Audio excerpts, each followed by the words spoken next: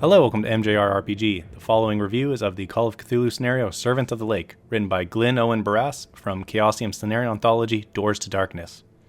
As always, the first chunk of the review is largely spoiler-free, while the second half is full of spoilers, so I'll warn off players before that comes around.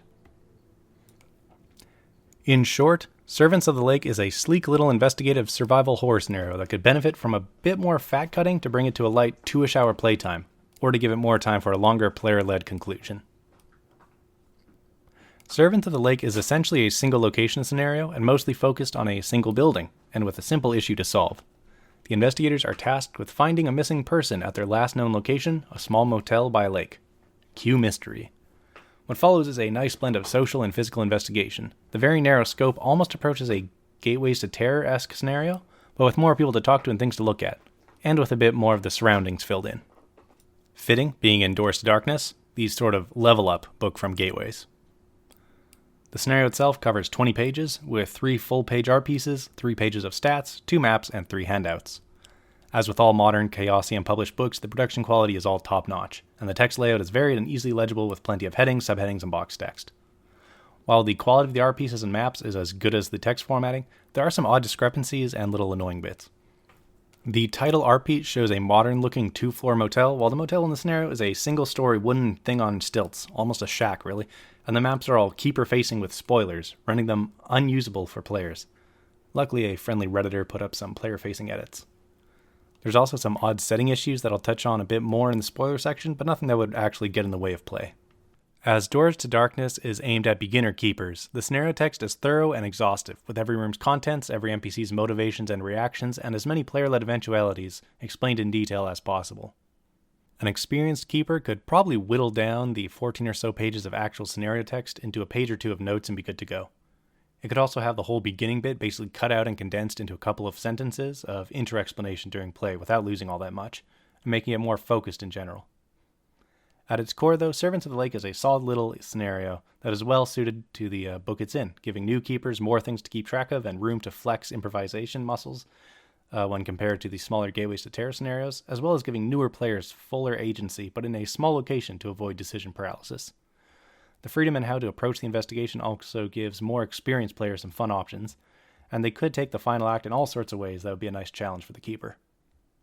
Servants of the Lake is overall a flexible, short scenario that can easily fit into a short convention time limit, a spur-of-the-moment session, or slipped into an ongoing campaign.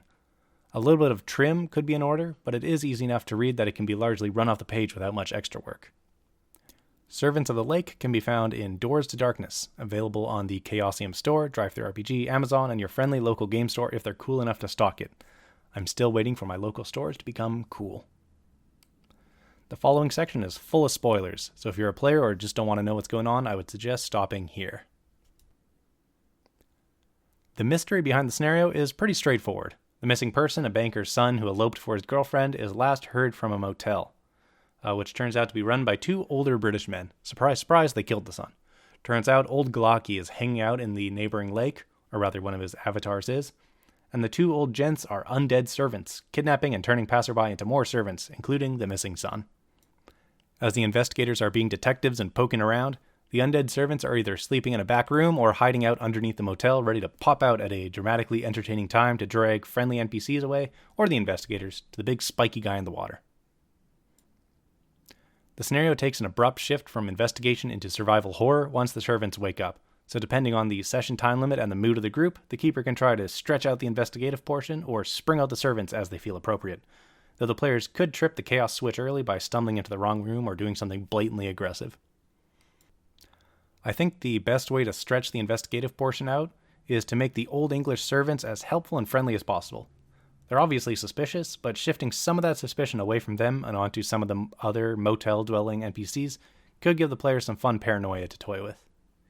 In particular, the scenario text has the owners resolutely denying they saw the missing son, but you could instead have them vaguely remember someone of that description staying, but not have any extra details, or think he just passed on the next day.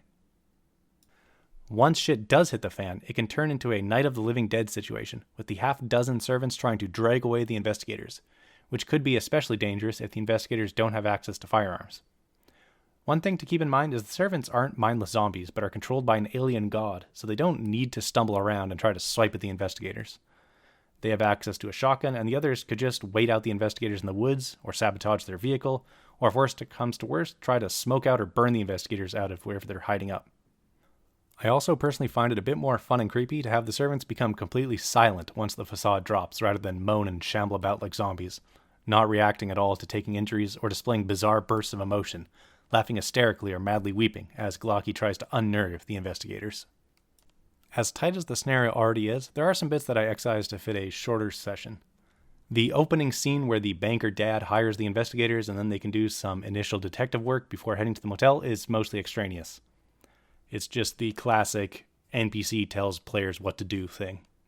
I'm plenty fine with cutting those scenes out now. I just opened with the investigators driving to the motel and gave the players a little recap of their conversation with the banker and the son's girlfriend. There's also some extra stuff about the lake's backstory and an abandoned settlement on its far shore that has next to nothing to do with the motel in Glocky. Once again, I removed most of the extra details, but did keep the settlement there just for the goofy old well trap that an investigator can fall down. It could be a very dumb way to knock an investigator out of the scenario early, but I gave lots of extra rolls to avoid it or prevent falling into it. Spot hidden to see it, fail. Luck to avoid stepping in it, fail. Dex to grab a branch or root before falling in, success. Lastly, there are zombies, failed servants, wandering about the woods that I also cut out. They come across as kind of weird, as the servants of the motel seem to be ignorant of them and think they're still dead, but the servants are controlled by the Glocky avatar, and I feel like it shouldn't be that oblivious or dumb. I toyed with having the zombies be dumped in the lake instead of awkwardly wandering around the woods, stuck in the muck or trying to worship their god, but unable to connect with it. I ended up not adding it in because it just seemed extra. The setting is also just a little bit odd. The motel is supposed to be located between Arkham and Kingsport, despite the two being only like 10 or 20 miles away from each other on the Chaoisum released maps.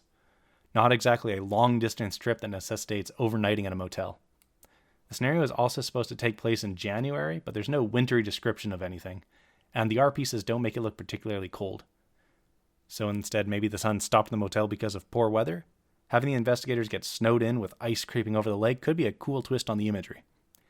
In the end, it doesn't really matter. You can describe the weather however you like. The motel, or motels, all that common in the early 20s, could be placed anywhere really, and if the players don't mind or don't know, Kingsport can be as far away from Arkham as need be.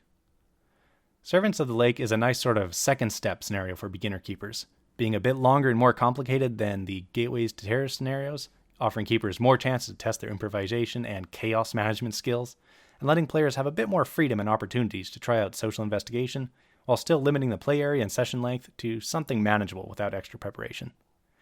And it does very well in that position, beating out most of, if not all, its sibling Doors to Darkness scenarios.